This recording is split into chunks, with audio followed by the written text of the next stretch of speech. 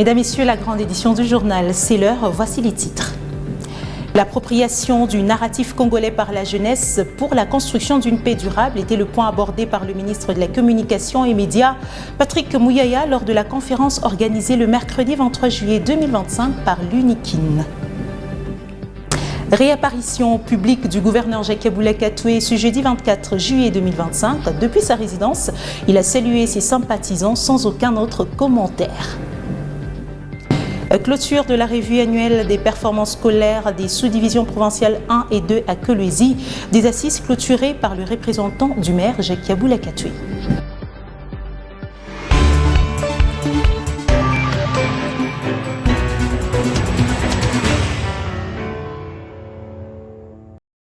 À tous et à toutes, bienvenue. Je vous l'ai dit, le ministre de la Communication et Médias, Patrick Mouyaya, est intervenu le mercredi 23 juillet 2025 au cours d'une conférence débat organisée à l'université de Kinshasa sous le thème « Au cœur du processus de pacification de la République démocratique du Congo, comprendre pour agir ». L'appropriation du narratif congolais par la jeunesse pour la construction d'une paix durable, ce fut l'occupation pour le porte-parole du gouvernement d'expliquer aux étudiants tous les processus de paix auxquels la République démocratique du Congo s'est engagée et surtout de les sensibiliser à s'approprier l'histoire et à s'engager activement à la défense de la patrie.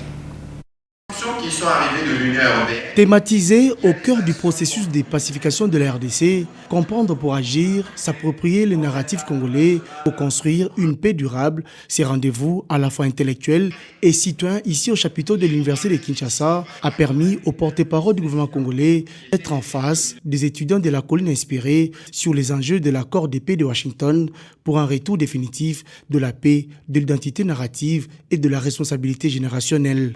L'intervention du ministre Patrick Mouyaya s'inscrit dans une dynamique de conscientisation et de mobilisation des jeunes autour des grandes causes nationales, notamment celle de la pacification de l'Est de la RDC. Il était donc important pour nous de venir, d'expliquer la genèse du conflit, les parcours qu'on a fait, les différentes prises de position du président de la République qui nous ont permis d'atteindre ces niveaux où on entrevoit le retour de la paix. Et j'ai plutôt été heureux de constater que j'avais des étudiants qui étaient déjà sensibilisés sur le sujet et avec eux, nous avons convenu qu'ils vont s'approprier du narratif pour qu'eux aussi soient des éléments qui concourent à la construction de cette paix. Face à son assistance, composée pour la majorité des étudiants, le porte-parole du gouvernement congolais a expliqué avec des mots justes les différentes étapes de la guerre menée par le Rwanda dans l'est de la RDC. Le ministre Mouyaya a également dévoilé le soutien de Kigali à la rébellion de la FCM 23. Je pense que c'était important de rappeler la nécessité pour nous de savoir que nous sommes un pays avec une grosse diversité, de savoir que nous devons accepter et vivre en communion avec nos frères Banyamulenge, que le président Kagame prétend être les protecteurs, raison de la guerre. Et nous sommes revenus sur toutes ces petites questions et je repars plutôt réconforté d'avoir gagné des alliés pour la cause de la construction de la paix en RDC. Et évidemment, nous allons poursuivre sur le modèle de l'UNIKIN qui nous a plus ou moins donné la bénédiction qu'il faut pour affronter, ou si vous voulez, discuter avec les autres étudiants à travers le pays. Cette rencontre visait aussi à mobiliser la jeunesse estudiantine autour d'un discours national unifié dans le contexte des efforts de paix entre la RDC et son voisin le Rwanda pour une stabilité durable entre les deux États. Correspondant depuis la capitale RD congolaise. Quelle est la voie de sortie pour la paix de l'Est de la République démocratique du Congo? Plusieurs acteurs sociopolitiques préconisent un dialogue entre les Congolais. Pourtant, les violents ne s'accordent pas avec la majorité au pouvoir qui avait plutôt préféré des consultations pour déboucher sur un gouvernement d'union nationale. Léopold Kingu a posé cette question aux analystes politiques qui ne semblent pas non plus s'accorder. Clovis Mosé, analyste politique proche du parti d'opposition Ensemble pour la République, il faut un dialogue auquel vont prendre part tous les Congolais autour des prélats. La seule voie qui soit idéale, nous pensons que ce soit le dialogue entre tous les Congolais pour chercher la paix durable. Oui, en fait, ceux qui peuvent être crédibles dans notre pays pour diriger ces dialogues, c'est seulement le prélat, la Senko et l'ECC.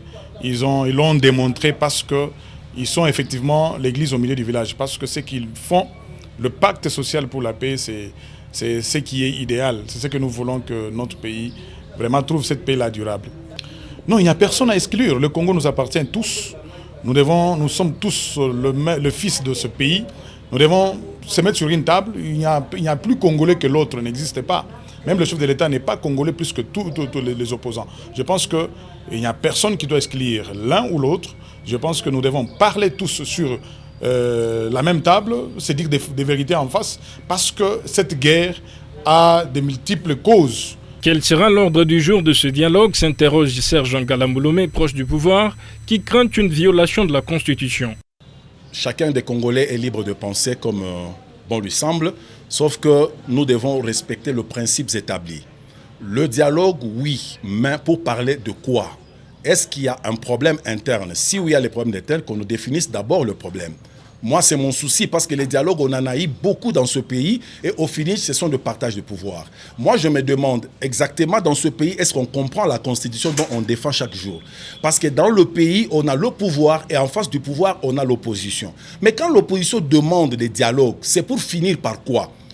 Au vu des exemples passés, tous les dialogues finissent par le partage du pouvoir. Mais s'il y a partage du pouvoir, vous annulez la légitimité du pouvoir en place.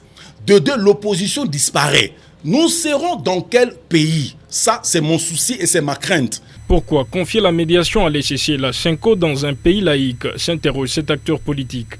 Mais le chef de l'État, comme il est le garant de la nation, le symbole de l'unité du pays, il a déjà lancé l'appel à tout le monde. Vous avez vu l'opposant Fayoulou qui est allé répondre facilement. Et puis aujourd'hui, il y a quand même des avancées. Mais les autres, pour venir, il faut quoi?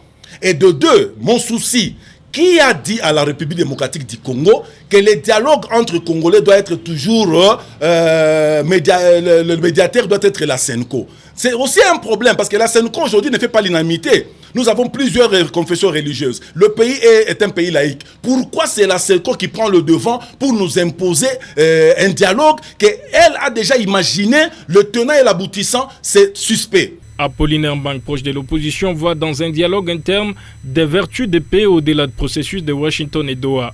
Donc il n'y a pas seulement un choix sur une catégorie quelconque de personnes qui vont participer à cette table ronde qui va réunir tous les Congolais. Parce que notre attendement était qu'il fallait que les Congolais soient autour d'une table. Moi, j'ai pensé que d'ailleurs aller à Doha, aux États-Unis, n'était pas important. C'était juste, ça coûtait énormément à notre pays, mais il fallait juste organiser un dialogue entre Congolais. C'est pourquoi nous avons dit qu'il fallait que les Congolais soient autour d'une table. Entre-temps, c'est le statu quo dans l'est du pays qui voit deux provinces gouvernées par l'AFC M23. L'accord de Washington et la déclaration de principe de Doha ont été suivis des interprétations contradictoires entre les signataires. D'ici décembre 2025, la République démocratique du Congo aura de nouveaux maires et bourgmestres.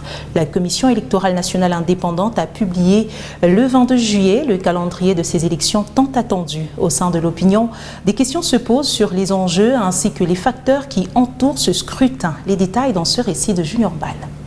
2 ans après les élections présidentielles, la RDC s'apprête à élire de nouveaux animateurs au niveau local. Électeurs des bourgmestres et leurs adjoints, les conseillers communaux voient d'un très bon œil la publication de ce calendrier. En tout cas, la fréquence de Touyan, comme on a ce qu'il y a gouverneur, on a fait un cas de mesure Léo, on a député, on va voter. Nous sommes très heureux d'apprendre ces élections. Les conseillers communaux étaient limités au simple contrôle des bourgmestres sans possibilité de les sanctionner. Il est donc nécessaire pour les conseillers d'élire un bourgmestre de leur choix. Du côté de la société civile, Fiscal Mboui salue ce scrutin qui vient revaloriser le travail des conseillers communaux. Les représentants de cette population, ce sont des conseillers qui vont quand même décider sur celui qui va diriger.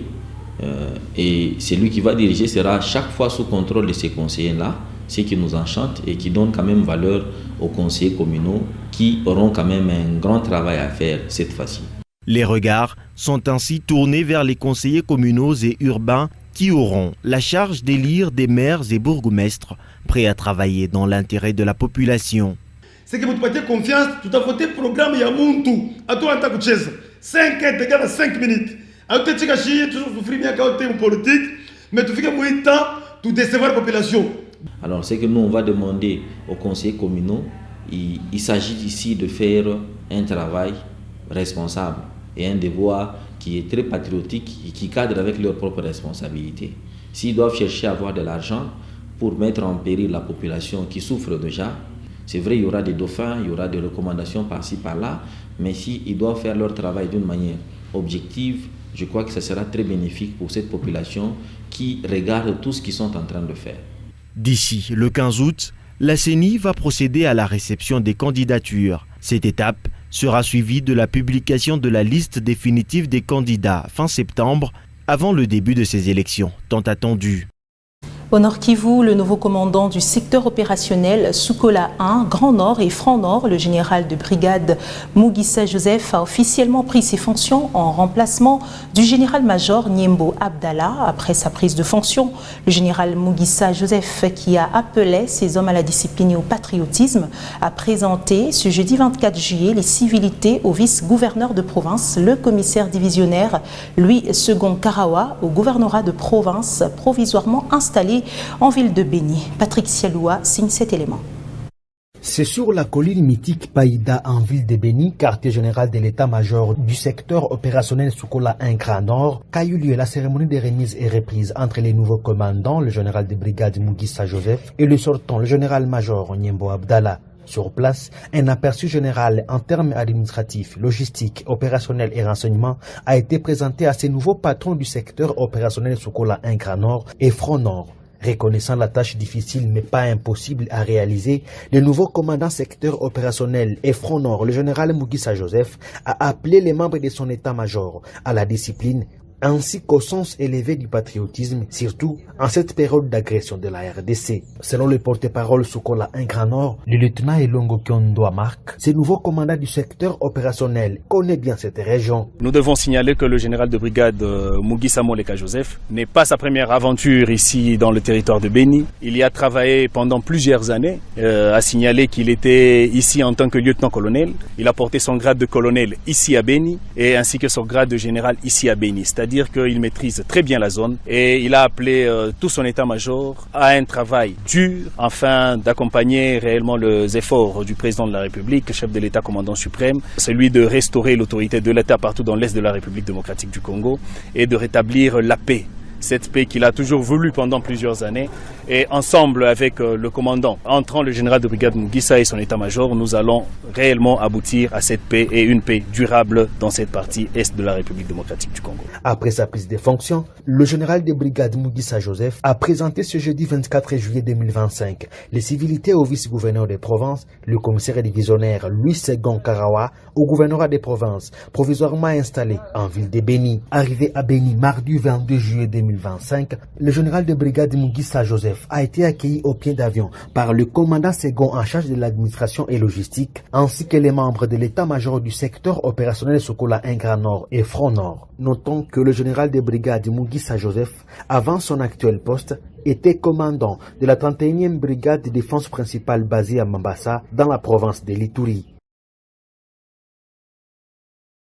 Quittons le Nord Kivu. À l'Assemblée provinciale du Lualaba, l'honorable rapporteur Muchaila Shimatawiber a accordé 2 audiences ce jeudi 24 juillet 2025. Il s'agit des cultivateurs du village Katebi qui fustigent la spoliation de leurs champs ainsi que les exploitants miniers du site de Chabara qui déplorent le mauvais climat de travail dans leur site.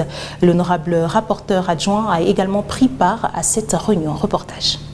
Spoliation des champs de la communauté du village Katebi d'une part et les arrestations arbitraires et mauvais climat de travail des exploitants miniers du site de Chabara de l'autre côté, voilà les raisons de 2 délégations reçues par l'honorable rapporteur de l'Assemblée provinciale du Lualaba, Muchaila Shimatawiber, ce jeudi 24 juillet 2025.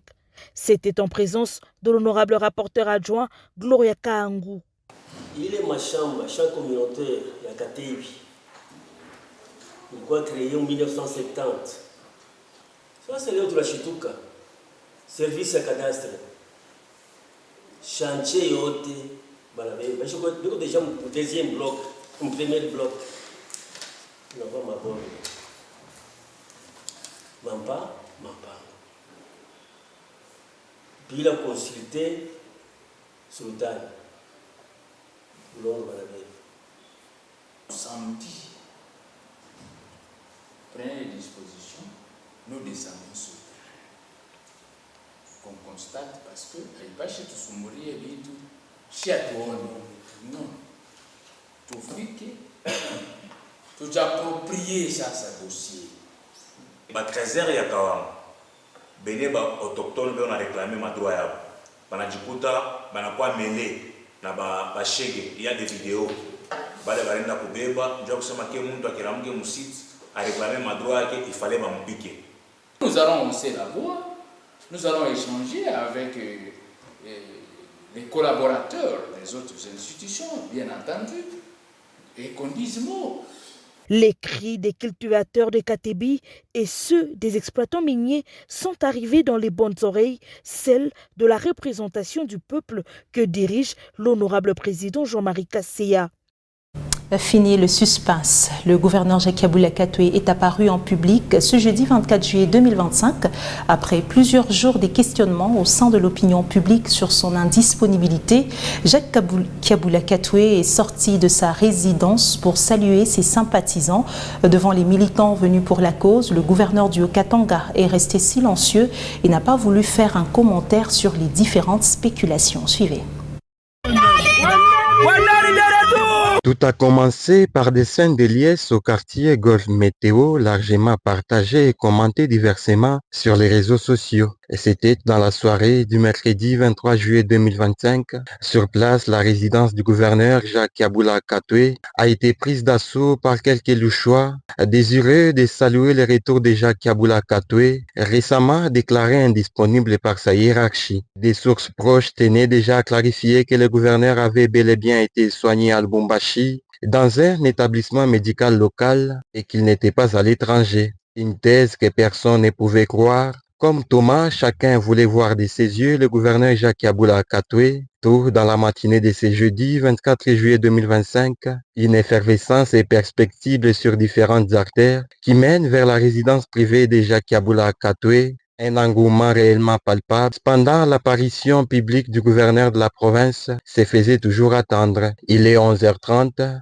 Petit à petit, la foule devient consistante, composée des militants de son parti politique Ardev et des supporters du FC Saint-Éloi Lupopo, qui ont de nouveau envahi la résidence du chef de l'exécutif provincial avec un seul but, voir physiquement les autorités morales. Après des bonnes heures d'attente, le gouverneur Jacques Kaboula a apparu publiquement, enfilant une chemise frappée d'effigie du chef de l'État Félix-Antoine Tshisekedi, sous les ovations de ses sympathisants.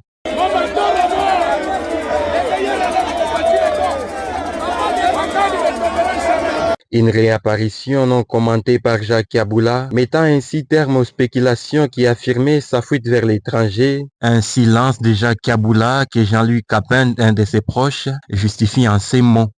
Bel et bien Jacques Kaboula que j'ai vu, c'est pas son jeune frère, c'est pas son jumeau. Donc Jacques Kaboula est là, il est sorti, je crois que tout le monde l'a vu. Non, il revient de beaucoup d'interventions, beaucoup d'injections et d'un traitement médical. Donc il n'a pas encore toutes les forces pour parler, haranguer la foule. Et je crois que aussi, il n'y avait rien à dire aujourd'hui. C'est quelqu'un qui vient d'une maladie. Vous voulez qu'il vous dise quoi? Vous voulez qu'il réponde au colportage? Non, il est... Une apparition qui va relancer les débats sur la scène politique dans le Haut-Katanga, estime d'aucuns. 3 jours de réflexion éducative ont marqué les assises des sous-divisions provinciales 1 et 2 à Kolwezi, clôturées avec succès par le représentant du maire Jacques Massengo Kindele. Ces rencontres ont permis de dresser un état des lieux du système éducatif et de dégager des nouvelles perspectives pour l'année scolaire 2025-2026. Les détails. Les assises de la revue annuelle des performances pour l'année scolaire 2024-2025 des sous-divisions provinciales 1 et 2 ont été clôturées consécutivement avec succès par les représentants du maire de Kolwezi, Maître Jacques Massengo Kindele, qui a répondu avec effervescence dans ces deux activités tenues à Kolwezi. 3 jours d'analyse et d'intenses travaux de fond ont permis aux professionnels de l'éducation et la nouvelle citoyenneté d'élaborer un rapport annuel détaillé qui retrace les défis dans lesquels le secteur éducatif est confronté en se projetant vers les nouvelles perspectives pour l'amélioration de la qualité d'enseignement maternel, primaire et secondaire.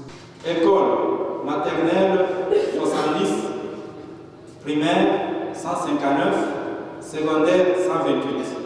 Classe maternelle 210, primaire 1213, secondaire 1841. Enseignants hommes au maternel 0. Les professionnels de l'ACRE ont lancé un appel aux autorités politico-administratives pour la construction des écoles publiques dans l'objectif de maintenir un équilibre avec la multiplicité des écoles privées dans le secteur de l'enseignement. Former les comités d'établissement en élaboration de prévisions budgétaires, multiplier le nombre de latrines séparées, créer des écoles maternelles publiques. Conscient des problématiques évoquées, les représentants de l'autorité urbaine, le chef du premier bureau Félicien Kaponda, a salué le bon déroulement de ces assises, tout en rappelant l'attention qu'accorde le maire de Kolwezi, Maître Jacques Massengo Kindele, à l'enseignement de base dans sa juridiction. Pendant 3 jours, vous avez eu à passer en revue tous les points forts et faibles de l'année scolaire 2024-2025. Cet exercice vous a permis de proposer à la hiérarchie de pistes de solutions pour l'amélioration tant soit peu de notre système éducationnel. Prenant compte de toutes les difficultés énumérées, nous vous rassurons de déposer les plaidoyers acquis des droits. Sur ce, au nom de Monsieur le maire, je déclare closes les assises des travaux de la commission sous-provinciale de l'EPST Kolwezi 1 de la revue annuelle des performances de l'année 2024-2025. Je vous remercie. La revue annuelle des performances est une étape importante sans laquelle le système éducatif ne peut survivre. Sa finalité permet un développement harmonieux dans la formation des élites du pays dans le secteur éducatif. L'accompagnement du maire de Kolwezi, Maître Jacques Massengo Kindele, à ses assises, renouvelle sa vision qui place l'éducation de base au premier plan dans sa juridiction. Autrefois sans référence, les avenues des cellules Golf et Ewabora dans le quartier Kanina ont désormais leur nom. C'est le bourgmestre adjoint Michel Katumbwe qui a officiellement lancé cette opération au nom de la patronne communale de Dilala. Par cette initiative, Françoise Mangwejikuaha veut à tout prix faciliter la localisation et l'identification des adresses physiques de sa population.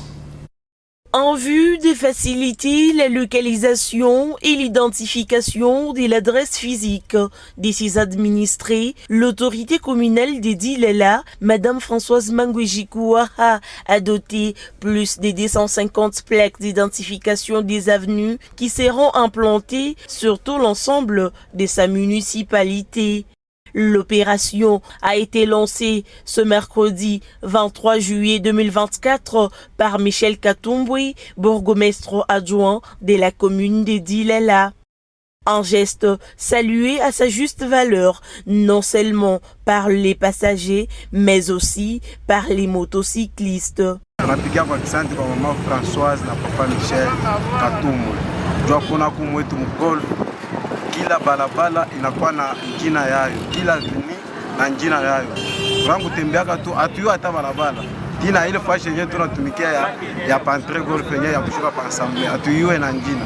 Mais leo tunabafisha kwa sana komini yetu ya Dilala. Tunaona hivi balabala yetu unafika moyo wa bora hapa basha kuweka deja kapulaka balabala fulani. Unafika hapo unasoma deja balabala fulani na kupotea kwenyewe akusita kuyaka paske wanaleta deja jina ya balabala. Leo tunaona plaque na jina yayo. Ndio pale tunaremercier kwa sana. Tunaona papa Michel na yu anatumika ndio pale tunapika tunaremercier kwa sana komini yetu ya Dilala sana. Sasa kuhangaika hapa bila uko na mandia njoo ma reference ya kukuye. Seke utafika tu batakwambia paka twende kushindano mimi mnafika kwa ni kushindano mimi na mfika hata kwenye kushindano mnaanza kwenda tena mavazi nyingine njoo mavinia haina njoo ile yenyewe inaanza kutukomplika hapa. Tunaona saa Mungu anasaidia, mkumestre wetu anafaa kazi sana. Le quartier Kanina constitue la première phase de cette opération et va s'étendre dans tous les quartiers qui composent la commune de Dilela.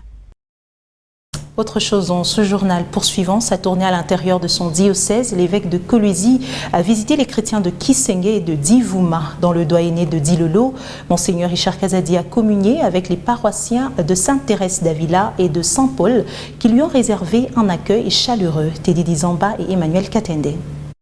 En séjour à l'intérieur de son diocèse, l'évêque de Kolwezi a débuté la visite pastorale dans le doyenné de Dilolo, avec en première étape la ville minière de Kisenge. À la paroisse Sainte-Thérèse d'Avila, il a été accueilli par une multitude de chrétiens. Au lendemain de son arrivée, Richard Kazadi Kamba va présider la célébration eucharistique à l'intérieur de la paroisse Sainte-Thérèse d'Avila de Kisenge en présence des chrétiens de cette communauté. Au cours de la célébration eucharistique, l'évêque de Kolwezi va inviter les paroissiens à se convertir et à suivre le Christ.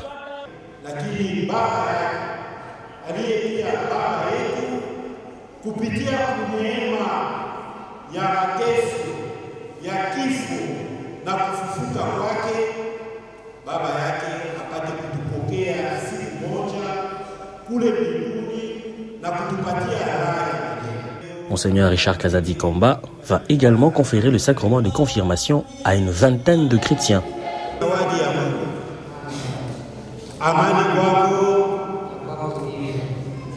Dans la matinée de ce 23 juillet 2025, l'évêque de Kolwezi s'est rendu à Divouma, à 25 km de Kisenge. Ici, l'évêque de Kolwezi est accueilli par les chrétiens.